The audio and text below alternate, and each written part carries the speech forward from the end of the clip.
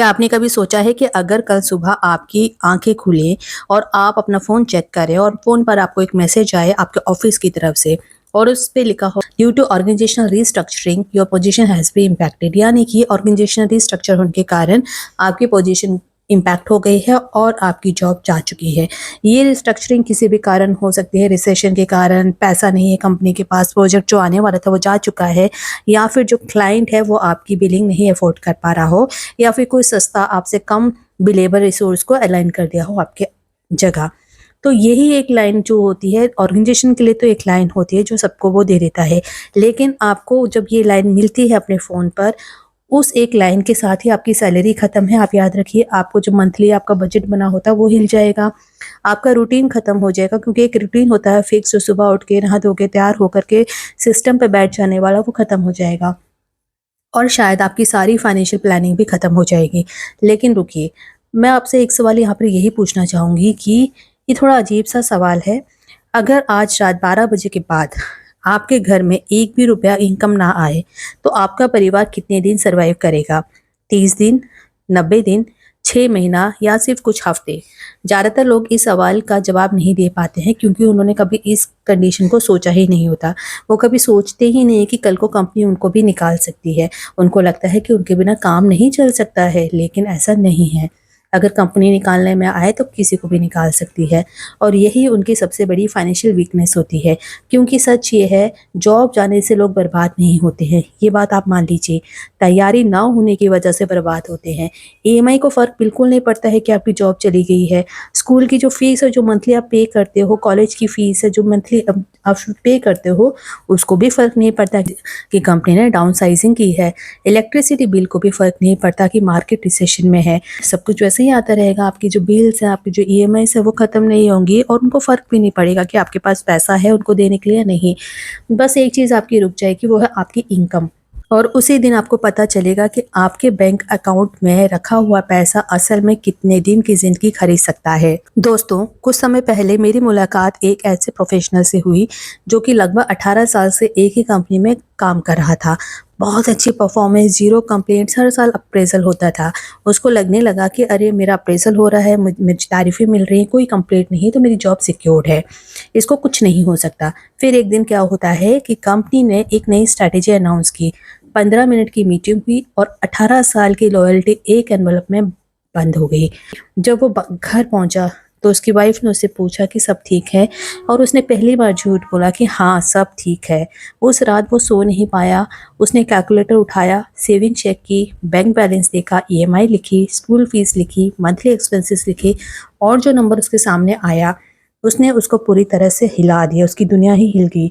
अगर कल से इनकम बंद हो जाती है तो उसका घर सिर्फ 74 दिन चल सकता है, सिर्फ 74 दिन। 18 साल की जॉब, हज़ारों घंटे की मेहनत, लेकिन financial freedom only for 74 days. और दोस्तों, रिसर्च ये कहती है कि बहुत सारे मिडिल क्लास फैमिलीज़ के पास 3 से 6 महीने से ज़्यादा का इमरजेंसी कुशन नहीं होता है। मतलब आप सैलरी से अमीर लग सकते हैं, लेकिन सैलरी रुकते ही फाइनेंशियल प्रेशर शुरू हो जाता है। और इसलिए आज की वीडियो जो है वो सिर्फ इन्वेस्टमेंट या सेविंग की बात हम नहीं करेंगे। आज हम बात करेंगे, एक ऐसा नंबर कैलकुलेट करेंगे इसके थ्रू जो शायद आपकी फाइनेंशियल रियलिटी को एक्सपोज कर दे। हम इस नंबर को कहते हैं सर्वाइवल नंबर। एक ऐसा नंबर जो बताएगा अगर आज से इनकम बंद हो जाती है तो आप और आपका परिवार कितने दिन तक बिना किसी टेंशन के सर्वाइव कर सकता है। और मुझे पूरा यकीन है कि वीडियो के एंड तक या तो आपको सुकून मिलेगा या फिर एक ऐसी सच्चाई पता चलेगी जो आपको आज से ही एक्शन लेने पर मजबूर कर देगी। तो चलिए, कैलकुलेटर तैयार रखिए, क्योंकि अगले कुछ मिनट में आप अपनी फाइनेंशियल लाइफ का सबसे इम्पोर्टेंट नंबर जानने वाले हैं। तो एक सर्वे में लोगों से पूछा गया कि अगर आज इनकम बंद हो जाती है तो कितने दिन सर्वाइव करेंगे। बहुत लोगों ने कहा हम ठीक हैं, लेकिन जब उनका एक्चुअल फाइनेंशियल डाटा निकल के आया तो पता चला कि उनमें से बहुत से लोग 60 से 90 दिन ज़्यादा सर्वाइव नहीं कर सकते हैं। बहुत लोगों के पास कार होती है, फ़ोन होता है, इंश्योरेंस होता है, क्रेडिट कार्ड होते हैं, बच्चे होते हैं जिनकी फ़ीस जाती है, लेकिन इमरजेंसी फ़ंड नहीं होता है। हम सोचते हैं कि मेरी सैलरी अच्छी है, लेकिन सच क्या होता है, सैलरी वेल्थ नहीं होती है। सैलरी एक टेम्परेरी कैश फ्लो होता है। वेल्थ वो होती है जो तब भी आपको सपोर्ट करे जब आपकी सैलरी आना बंद हो जाए। इसीलिए कुछ लोग जॉब छोड़ने के बाद भी रिलैक्स्ड रहते हैं और कुछ लोग 30 दिन में पैनिक मोड में चले जाते हैं। अब एक बहुत इंपॉर्टेंट सवाल, क्या आपको पता है कि आपका पर्सनल सर्वाइवल नंबर क्या है? ये वो नंबर है जो बताता है इनकम के बिना आप कितने दिन सर्वाइव कर सकते हैं। इसको जानने का एक फॉर्मूला होता है। ये जो है सबसे पहले आपको स्टेप 1 में अपने मंथली एक्सपेंसेस को लिखना है। सिर्फ एसेंशियल्स को, house rent, EMIs, food, electricity, medicines, school fee, insurance, basic transportation, मान लीजिए टोटल हुआ 50,000 रुपया पर महीना। दूसरा स्टेप आपको क्या करना है, अब आपको देखना है कि लिक्विड मनी कितना है। Savings account, FD, emergency fund, instantly available investments, मान लीजिए टोटल हुआ 3 लाख रुपया। तीसरे स्टेप में आपको क्या करना है, अब आपको डिवाइड कर देना है 3 लाख रुपया से 50,000 को। कितना बचा आपका? 6। यानी कि आपका जो सर्वाइवल नंबर है वो है 6 महीना। मतलब कि इनकम बंद होने के बाद भी आप 6 महीने सर्वाइव कर सकते हैं। अब बताते हैं बहुत इंपॉर्टेंट चीज़। अब सोचिए, अगर आपका सर्वाइवल नंबर सिर्फ 1 या 2 महीना निकला, क्या आप सच में फाइनेंशियली सिक्योर्ड हैं? शायद नहीं।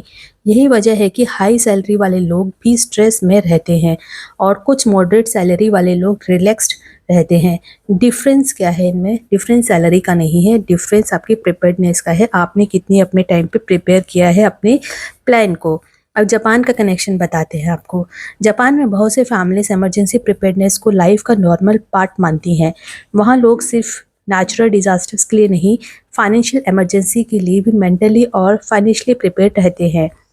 उनका फोकस दिखावा नहीं है, स्टेबिलिटी होती है। इसी वजह से फाइनेंशियल शॉक्स का इम्पैक्ट कंपैरेटिवली कम होता है। सोचिए, अगर कल आपकी जॉब चली जाए तो आपकी फैमिली सबसे पहले किस तरफ देखेगी?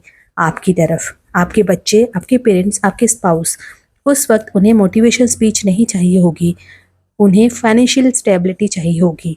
और वो स्टेबिलिटी आज से प्रिपेयर करनी आपको ज़रूरी है, जिसे आप कर भी सकते हैं।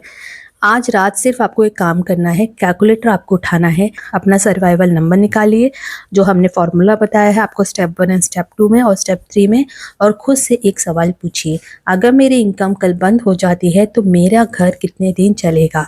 क्योंकि फाइनेंशियल फ्रीडम की शुरुआत करोड़पति बनने से नहीं होती है।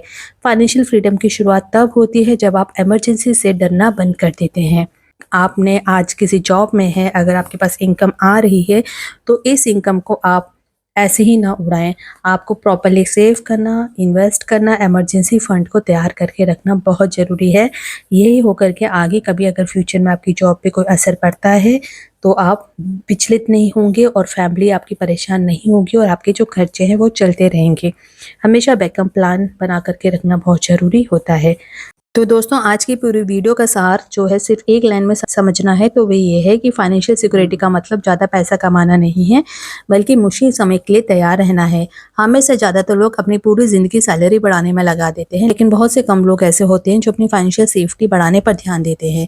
हम ईएमआई भरते हैं, इंश्योरेंस लेते हैं, इन्वेस्टमेंट करते हैं, लेकिन अक्सर एक चीज़ को नज़रअंदाज कर देते हैं जो किसी भी फाइनेंशियल इमरजेंसी में सबसे बड़ी ढाल बन सकती है, वो है इमरजेंसी फंड। सवाल ये नहीं कि आपकी सैलरी कितनी है, सवाल ये है कि अगर कल से आपकी सैलरी बंद हो जाए तो आपका घर कितने दिनों तक चल सकता है। यही आपकी असली फाइनेंशियल रिपोर्ट कार्ड है, यही आपका असली सर्वाइवल नंबर है। हो सकता है आज आपका सर्वाइवल नंबर 2 महीने हो सकता है 6 महीने हो, या हो सकता है 1 साल हो।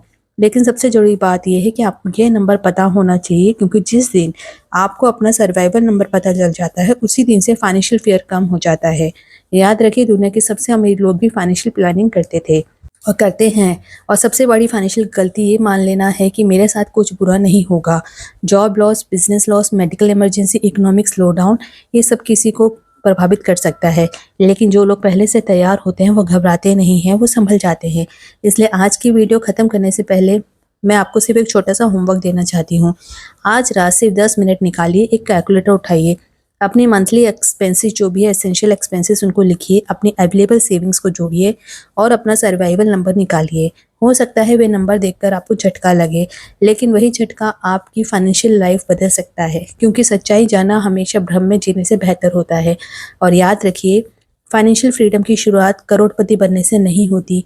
फाइनेंशियल फ्रीडम की शुरुआत उसी दिन हो जाती है जब आप किसी इमरजेंसी से डरना बंद कर देते हैं।